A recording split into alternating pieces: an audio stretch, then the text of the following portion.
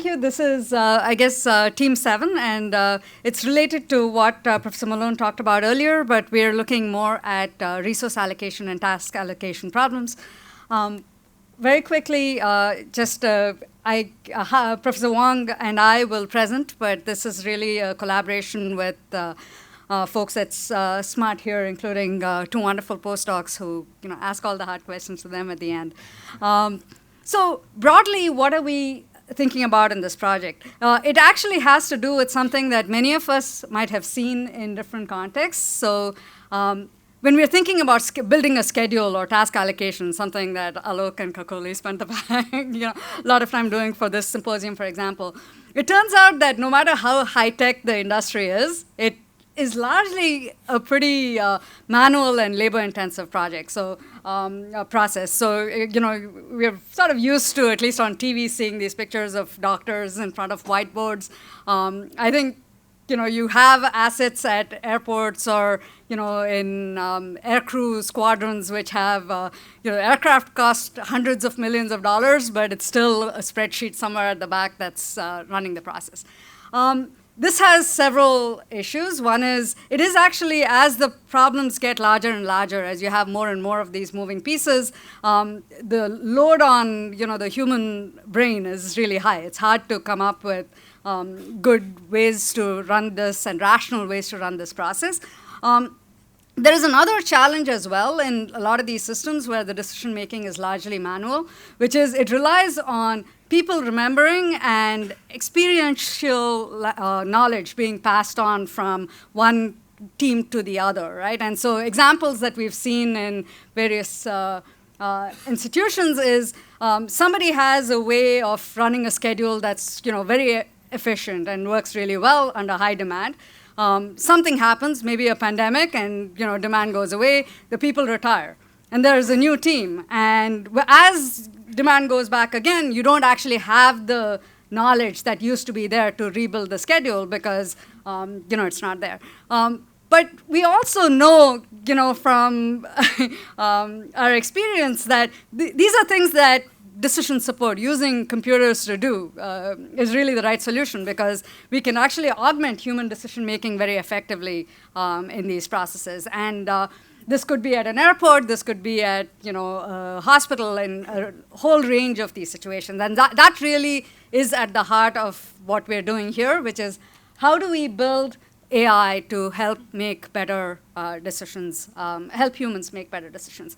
Hai Wang and I are going to sort of give 3 examples that we will draw on and some past and recent research that we think we will draw on here. The first is just some work that we've done in the aviation space to help with air crews, right? And this is the same thing that happens in many of these large institutions, whether it's a university that's coming up with a course schedule or a symposium or an airport where there are lots of connected moving parts and there's a lot of uncertainty where all it takes, somebody comes up with a schedule and all it takes is a dental appointment that suddenly opens up, or somebody falls sick, or somebody has a childcare emergency, and then that entirely disrupts the process. And so one of the things that we work here, have done work on here is how do you build more robust schedules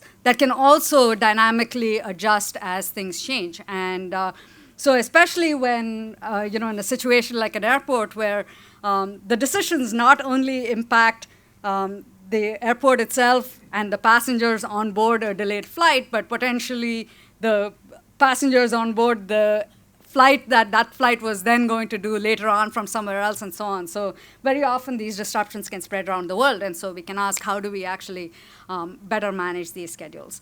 A second aspect where with this sort of decision making, a second example is in shared mobility platforms, which whether it be food delivery or ride share, or the example that I have here is in terms of using aerial sensing, right? And this is a project that we were looking at MIT. These are commercial off-the-shelf drones. We had a few, right, 5 of them, and I asked my colleagues, what would you like to do? And everybody has a nice use for what you can do. And we actually have seen a couple of examples of this earlier today, but someone says, oh, I want to monitor traffic. Well, much like Singapore, traffic and parking are everybody's favorite topic, right? So in Boston too. So you want to monitor traffic, you want to monitor for parking spots. So these are things that having an aerial view really expands the ability for us to be more responsive and monitor the situation. Air quality monitoring, you can get these sensors you can put on board. We have a lot of snow, so roof infrastructure is another thing that we like to do. And then just connectivity of cellular throughput, right? So these are 5 things that 5 different people might want to do. And we can ask, well, you don't want to be running 5 vehicles necessarily, even if you have all of them, and dedicate each of them to one of the tasks, because that tends not to be efficient.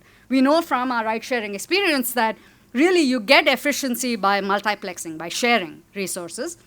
But you want to do this in a way, especially when the resources are sort of spread across a city here in different locations, that you're not starving one of the users while satisfying the other users. So the question here is, can we actually navigate that trade-off between throughput and efficiency, efficiency and fairness in a nice way?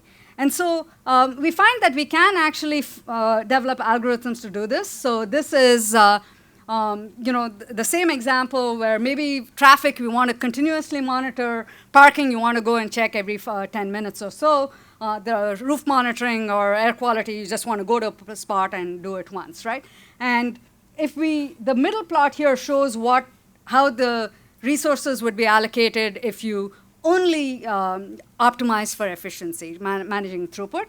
The one on the right is more fair in that it sort of helps everybody equally by dedicating a drone to each of them. But you notice that the area under this is much lower. And however, the system that we built called Mobius, which navigates this trade-off, you can get the throughput that's almost this maximum throughput, while at the same time doing it in a way that's much more fair. Another example of this exactly the same problem, which looks different, is in the ride-share context, where some of us might be familiar in large cities with this idea of a concept of destination discrimination, where it's really hard to get a ride share to certain locations because it's a little bit far away and so on. And so we can show that the exact same problem as it is almost equivalent at an abstract level to the problem where we had drones which were sharing multiple tasks. And here, again, with the New York City example, you can show that you can have a much more even distribution of serving riders while at the same time not sacrificing efficiency or throughput, right? So getting efficiency while at the same time being mindful of the trade-off and navigating that trade-off with throughput. So with that, I'm going to hand it over to Hai for the third example. Yeah, thanks, Hamsa. Now let's move on to our next example, which includes and start with shared mobility, like ride sharing, and also induce a very general concept that's like platform economy with location-based service. This is a very large group of service provided by vehicles. For example, let's see food delivery, right, which becomes very popular after COVID. There are many players such as Uber Eats and DoorDash in US, Deliveroo in Europe, Meituan and Ele.me in China, and here in Singapore we have Foodpanda and Grab. Also, we have crowdsourced delivery, such as like the service here, Lalamove, Grab Express, and so on and so forth. If we go to a very general way, we can think about like the vehicles is like a moving or movable servers in the street, such as like a movable clinic, which provide moving healthcare service, or moving advertisement. In US, Lyft actually have a screen board on top of the car, which show the ads to the people nearby.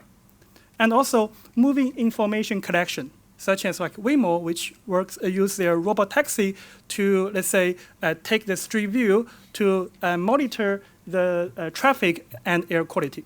So in this kind of very general location-based service enabled by transportation, we have a lot of things to allocate, such as like the vehicles and human workers, which are the drivers.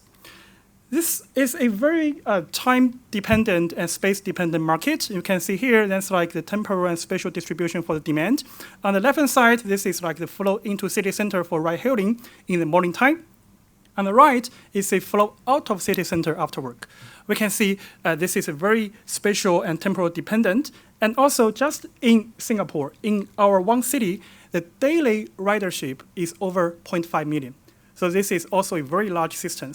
And we need to address design, operations, and regulation challenges when we are doing the resource allocation.